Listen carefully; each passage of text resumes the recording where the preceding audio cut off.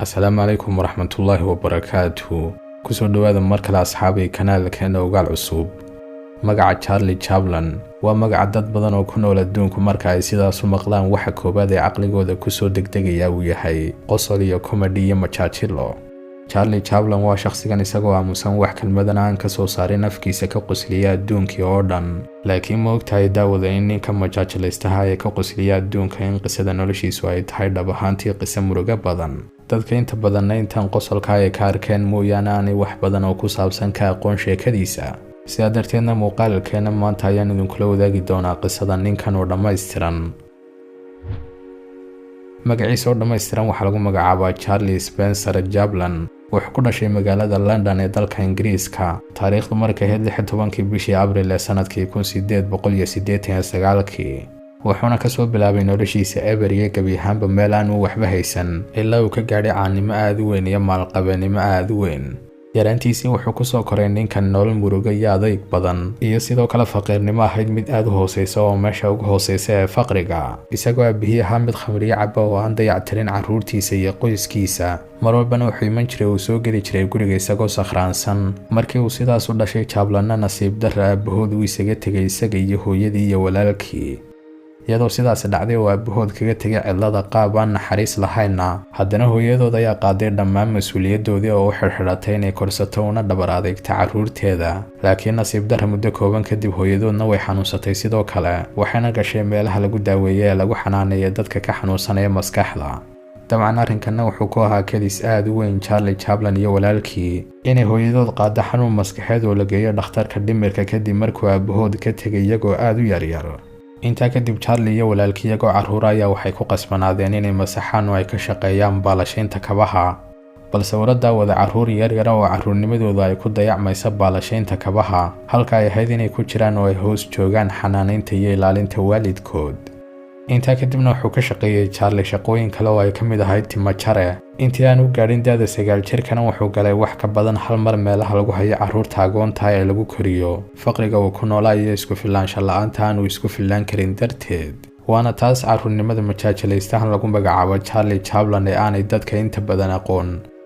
bilowgii Charlie ee dhanka sinemaha waxay ahayd shaleemo ay ka shaqayn jirtay hooyadii, iyadoo hooyadii ahayd mid ka heesi jirtay meel shaleemo ahayd oo loo soo daawasho tegi jiray. ayaa maalmaha ka mid ah waxay soo kaxaysatay wiilkeedii Charlie Chaplin oo jiray 5 sano si marka ay dhammayso heesta ay qaadaysa daawadayaasha ay u barta wiilkeeda. laakiin iyadoo ku guda jirtay heesta ay qaadaysay ayaa waxa kaga dhacay mushkilad dhanka cunaha, waxayna awoodi weyday Charlie hooyadii inay qaado oo ay dhammaystirtay heesta ay qaadaysay. iyadoo waqtigaasna ninkii maamulayay shaleemadu uu ku soo reexay masraxii Charlie si uu u heeso oo u bedelo hooyadii, isagoo waqtigaasna bilaabay Charlie inuu koobiyeeyo codkii hooyadii oo ku heeso heesta ay qaadaysay. markaas ayna ahayd markii ugu horeysay ee Charlie Chaplin uu daawadayaal soo hor istaago. waxa socday sanado badan oo ku noolaa noloshaas aadka u adag ilaa la gaadhay maalintii Charlie Chaplin uu u safray dalka Mareykanka. taariikhdu markay ahayd sanadkii 1913 isagoo jiray da'da 24 jirka. markii uu sidaas u tegay dalka Mareykankana wuxuu aaday mid ka mid ah meelaha lagu daawado filimaanta ee shaleemooyinka, waxayna ahayd waqtigaasi markii ugu horeysay ee Chaplin uu daawado filim la duubay. sanadkii 1914 waxay ahayd markii ugu horeysay ee Charlie uu ka soo muuqdo filimkiisii ugu horeeyay. wuxuuna ahaa filim gaaban oo lagu magacaabayay Make a Living. wuxuuna noqday Charlie mid aad uga soo baxay oo laga dhaxarkay dhammaan jilayaashii filimkaas. intaa kadibna wuxuu soo saaray filimkii lagu magacaabayay Kid Outer Races at Venice isla sanadkii 1914. filimkaasina wuxuu ahaa filimkii uu ka sameeyay shakhsiyadda gaaban ee koofiyadda xidhan shaarbaana leh ee uu aad kacaanka ugu noqday markii dambe. dadkii markii ay daawadeen filimkaasna waxay u jeclaadeen dadkii oo dhan Charlie Chaplin qaab aad u weyn. sanadkii ku xigay sanadkaasna wuxuu ka soo muuqday ninkani 35 filim oo intooda badan ay ahaayeen filimo aamusan oo aan la hadlayn. intaa kadibna wuxuu ka tegay shirkaddii uu hore ula shaqaynayay oo lagu magacaabayay Maxanet, wuxuuna ku biiray shirkad kale oo lagu magacaabayay Eisner sanadkii 1915. shirkaddanna waxay u qortay qiimo lacageed oo wiigiiba qaadanaya lacag dhan $1250, isagoo sanadkii ugu horeeyay uu heshiis kala galay shirkaddaasna soo saaray 14 filim. si kastaba ahaatee markii Chaplin uu soo gaadhay da'da 26 jirka wuxuu noqday xidig weyn oo adduunka oo dhan caan ka ah wuxuuna isu bedelay mushaharkiisii wax ka badan $600,000 isagoo sidaasna kaga yimi wiilkii yaraa ee shalay tamasaxay kabaha kuna noolaa ula seexanaya agoonta meelaha lagu hayo isuna bedelay mid ka mid ah aktarada ugu hantida iyo lacagta badan adduunka laakiin muddo kadib nolosha Charlie Chaplin way isbedelaysaa waxayna iska rogaysaa dhinaca kale waxayna isbedeli doontaa maalinta laga ceeriyo ee laga eriyo dalka Mareykanka dabcan waxay isweydiinaysaa aktarkii ugu weynaa qarnigii 20aad maxay tahay sababta looga eriyay ninkan dalka Mareykanka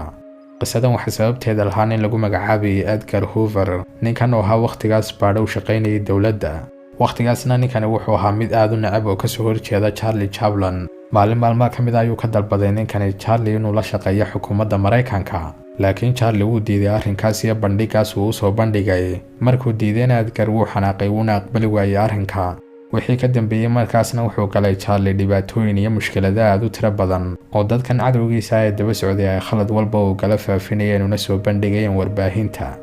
Charlie Chaplin wuxuu ku noolaa gudaha dalka Mareykanka muddo 40 sannadood laakiin iyadoo ay jirto uu ku noolaa dalka Mareykanka muddadaas 40 sannadood haddana arrinka la yaab kale wuxuu yahay xukuumaddii Mareykanku way diiday gabi ahaanba inay siiso jinsiyad iyo dhalasho ninkan ilaa ugu dambeyn la gaadhay maalintii si toosa Mareykanku uu ninkan uga saaray waddankiisa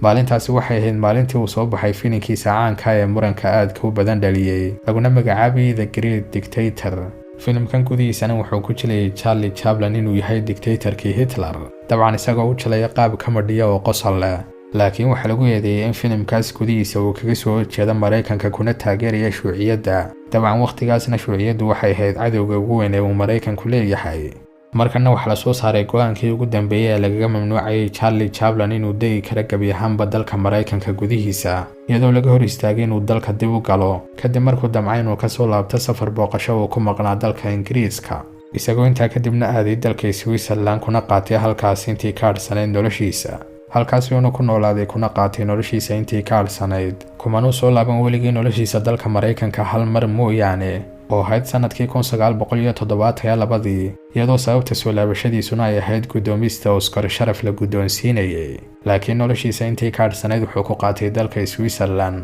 wuxuuna ku dhintay halkaas maalintii taariikhdu ahayd 25 bishii Disembar ee sanadkii 1977 isagoo xilligaasna da'diisu ahayd 88 jir